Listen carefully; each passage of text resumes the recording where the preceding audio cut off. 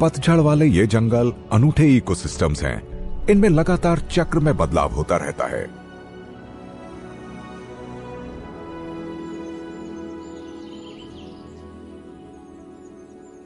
ऐसे जंगलों के पेड़ों की पत्तियां ऊपर एक घना शामियाना बनाती हैं और नीचे अंधेरे से घिरा ठंडा इलाका।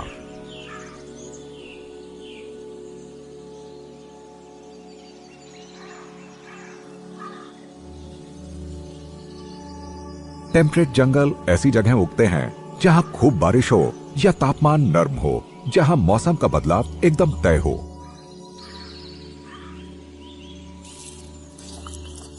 बीच, हॉर्नबीम, ओक और नींबू के पेड़ यहां झुंड में उगते हैं। ये धरती के उत्तरी टेम्परेट इलाकों में फैले हुए हैं और रहस्यमय तकरीबन जादुई इलाका तैयार करते हैं।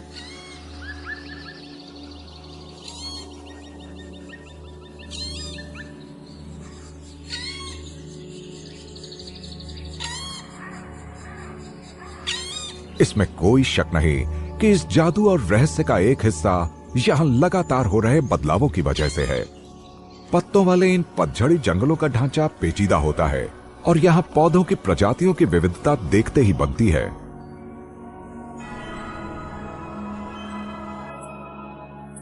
इनमें से कुछ जंगलों में सैकड़ों पेड़ और झाड़ियां मौजूद होती हैं।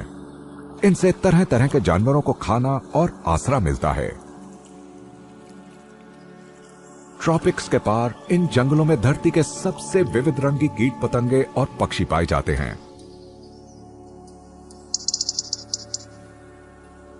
हर मौसम की अपनी अनूठी खासियतें होती हैं, अपनी शख्सियत होती है और इसकी झलक आपको जंगल और उसके बाशिंदों में दिख जाती है। साल के हर दौर में एक नया नायक होता है।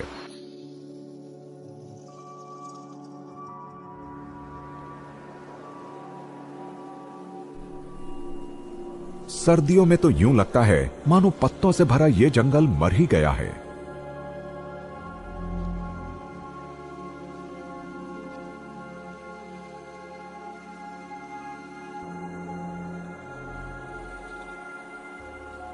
नई पुरानी बर्फ और ठंड इस पतझड़ी पत्तेदार जंगल को अपनी गिरफ्त में ले लेती है। सर्दियों में पेड़ों के पत्ते पूरी तरह झड़ जाते हैं, वो एकदम नग्न हो जाते हैं।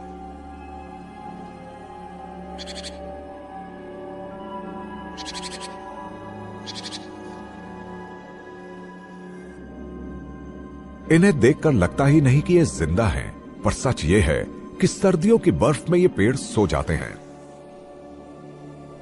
ये मौसम बहुत मुश्किल होता है, तकरीबन जानलेवा। जो इस इलाके से जा नहीं पाते वही यहां फंसे रहते हैं। जंगल के तमाम बाशिंदों के लिए ये वो वक्त है जब जान तक बड़ी मुश्किल से बच पाती है। कंपकपा देने वाली सर्दी और लगातार गिरती बारिश जंगल को अपने शिकंजे में कस लेती है। पल पल उसका रूप बदलता रहता है।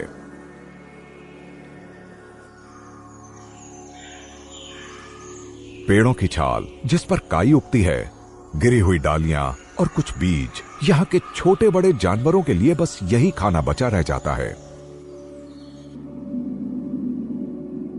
यूरोपियन भैंसा अपने बहुत घने फर की वजह से इस बहुत कठिन मौसम के थपेड़े झेल लेता है।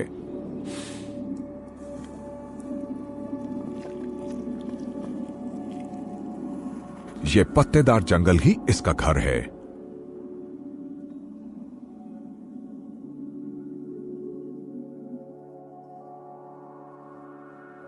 सर्दियों में ये भैंसे करीब 50 सदस्यों का एक झुंड बना लेते हैं और मिलकर फल और जड़ें खोजते हैं और बर्फ में दबे पुराने चारागाह भी।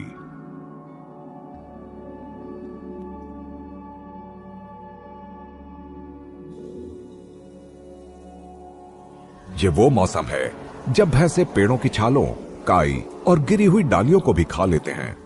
सर्दियों में सब कुछ कम है, ऐसे में जो मिलता है उसी से पेट भर लेना चाहिए।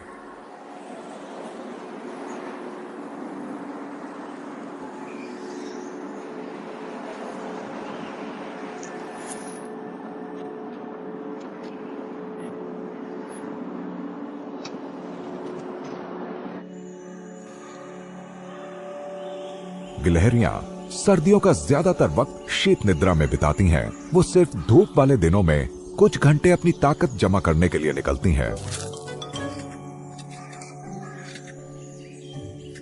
गिलहरियों की जिंदगी भैंसों से थोड़ी ज्यादा आसान होती है। उन्हें देवदार के पेड़ के नीचे बीज या जमीन के अंदर बबूल के फल दबे मिलते हैं।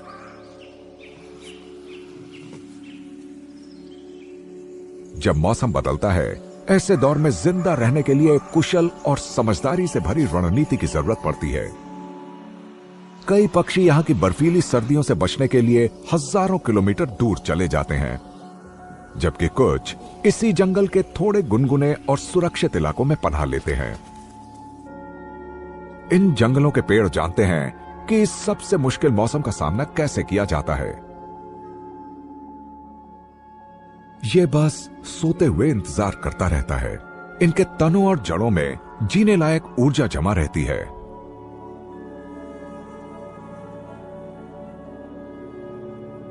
सर्दियों में इन जंगलों में जिंदगी और मौत इस बात से तय होती है कि आप कितने वक्त तक टिके रह पाते हैं।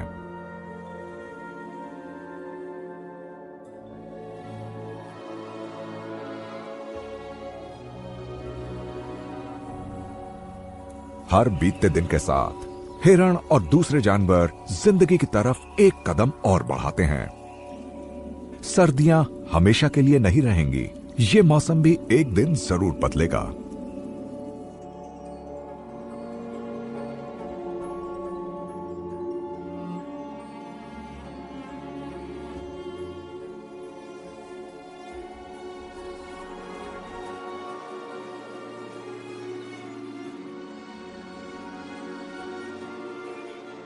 वसंत आ गया है, वो भी बड़ी तेजी से।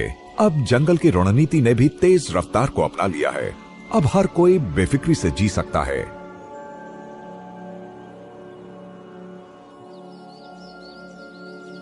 अब तापमान बढ़ रहा है और नमी भी। इसका मतलब यह है कि इन पेड़ों को पानी छोड़ने के लिए ज्यादा सतह की जरूरत पड़ती है।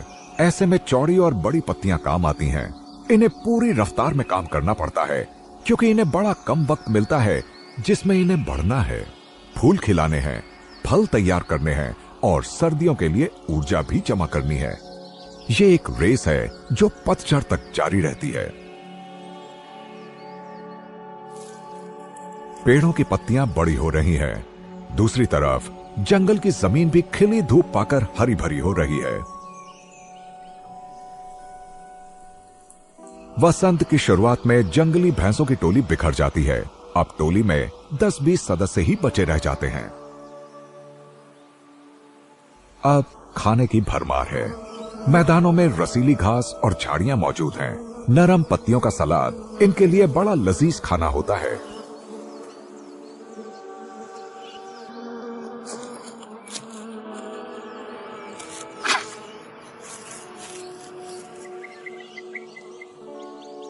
यही वो वक्त है जब सर्दियों में दक्षिण की तरफ गए लाखों पक्षी लौटने की हड़बड़ी में रहते हैं, ताकि मिलन के लिए साथी चुनें और अपने घोंसले बनाएं।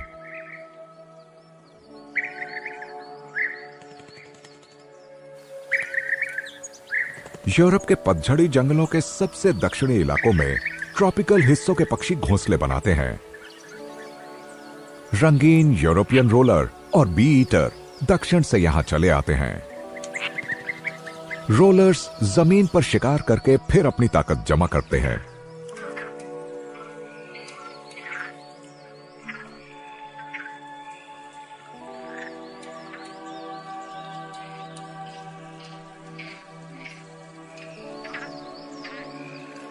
इसके बाद वो खोखले तनों और दूसरे पक्षियों के पुराने घोंसलों में खोजबीन करते हैं।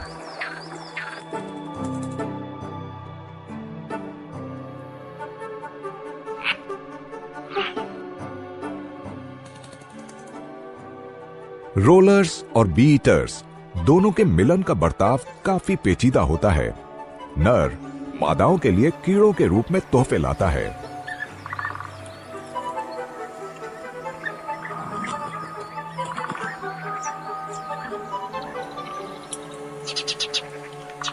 इस तरह मादा समझ पाती है कि उसका साथी एक माहिर शिकारी है या नहीं, और आने वाले बच्चों का पेट भर पाएगा या नहीं। जंगल में ग्रीन फिंचेस के जोड़ों के लिए वसंत का मौसम व्यस्तता भरा समय होता है। गर्मियों से पहले वो एक के बाद एक 3 बार चूजे पैदा करेंगे।